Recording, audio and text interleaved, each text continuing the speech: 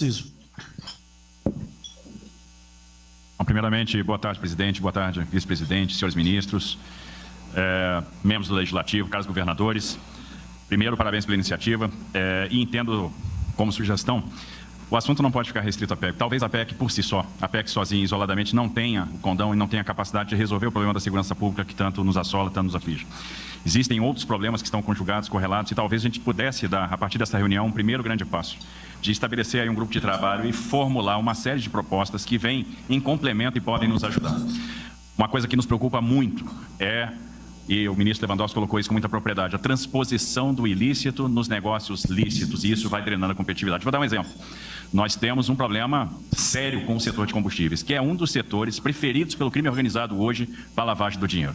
E a gente está vendo a profusão de postos de gasolina que estão sendo adquiridos pelo crime, e até usinas de etanol hoje. E aí, se não houver um trabalho conjunto, a gente não vai chegar a lugar algum. Tramita no Congresso Nacional algumas leis que podem nos ajudar, como, por exemplo, a lei do devedor quanto mais. E isso é fundamental para nos ajudar a dar um passo contra essa questão da lavagem de dinheiro. Eu tenho certeza que se houvesse uma coordenação melhor daquilo que o COAF produz, com os GAECos nos estados, com as polícias, a gente poderia agir com mais oportunidade. Então, esse é um ponto fundamental. O Ministério Público tem nos ajudado muito no combate às organizações criminosas nos estados, mas às vezes falta o insumo, falta mais acesso às informações que são produzidas, por exemplo, pelo COAF. E aí, a inteligência, o follow the money é o que vai nos garantir, eventualmente, ter mais sucesso.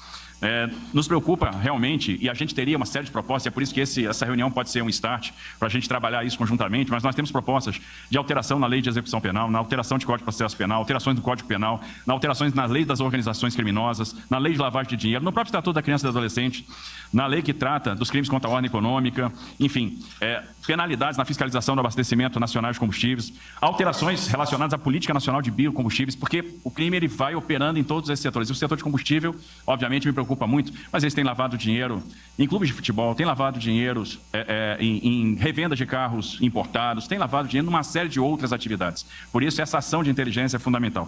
E se a ação de inteligência é fundamental, por que não pensar, inclusive, em linhas de financiamento do próprio BNDES para aquisição de equipamentos sofisticados e, obviamente, a demanda de uma integração maior de sistemas, para que a gente possa realmente ter uma efetividade. Com relação à fronteira, nos preocupa, e eu vejo que é uma preocupação do ministro Lewandowski também, por isso, a questão da polícia ostensiva, mas talvez esteja na hora da gente pensar num sistema nacional de controle de fronteiras. O governo federal deu um passo recente, criou a Política Nacional de Fronteiras, o Comitê Nacional de Fronteiras, vários organismos, organizações, instituições estão representadas lá, mas ainda não temos a representação dos estados. Então é importante que a gente possa atuar conjuntamente na questão de fronteiras. Alguns estados já constituíram soluções locais que têm sido efetivas, como o Batalhão de Fronteira, enfim, isso está presente. Agora nos preocupa, por exemplo, a questão dos portos e aeroportos. Que ações efetivas nós vamos tomar, por exemplo, no Porto de Santos, que se tornou o segundo maior porto exportador de droga do mundo, só perdendo para o Porto de Guayaquil, no Equador.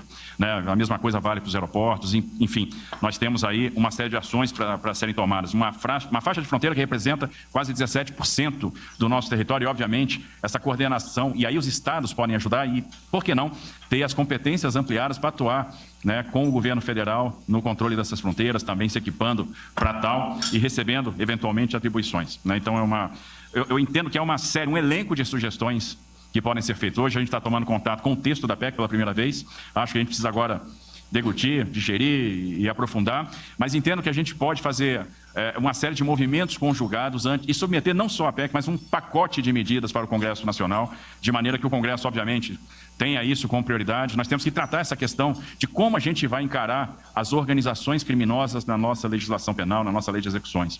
Essa questão, por exemplo, foi colocada aqui da audiência de custódia, que é um ganho em muitos aspectos, mas é um problema também.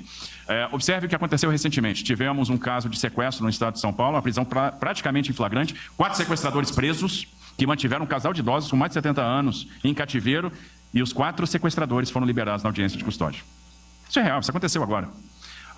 Semana passada, prendemos um criminoso com 850 quilos de cocaína aproximadamente. Não são 40 gramas, nem 50, 850 quilos de cocaína. E esse traficante foi solto na audiência de custódia. E são essas pessoas que vão ser reincidentes. A reincidência também nos preocupa. E aí tem um projeto do ministro Flávio Dino, que entendo que é um ganho, a gente precisa coibir a liberação de criminosos em audiência de custódia quando eles são reincidentes, quando há habitualidade. Essa questão da habitualidade preocupa muito. Aquilo que tira a paz do cidadão nas ruas, roubo de celular. e a gente chega a prender o mesmo ladrão de celular 35 vezes. E ele vai para a rua. Então, não é, aí dá a sensação que o Jerônimo colocou aqui de ficar enxugando gelo.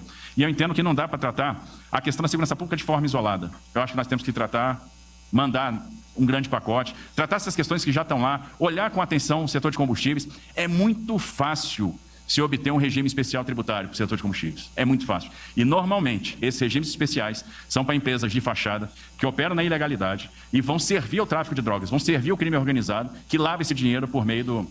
Recentemente, tivemos que caçar uma decisão que albergava uma dessas empresas no STJ. E ela lesou aí alguns estados da federação em alguns bilhões de reais. A gente faz muitos movimentos via Confaz para impedir que esses regimes aconteçam. E a lei do devedor quanto mais é fundamental, ela tem que sair, é fundamental para que a gente possa fazer esse combate. E olhar o setor de combustíveis é um primeiro grande passo para a gente começar a cortar o financiamento do crime organizado. Então, entendo que a partir desse passo, presidente, a gente podia organizar um grande grupo, formular uma série de propostas e não se limitar à PEC, mas mandar um grande pacote para o Congresso Nacional que pode ser bastante efetivo. Obrigado, Tarcísio.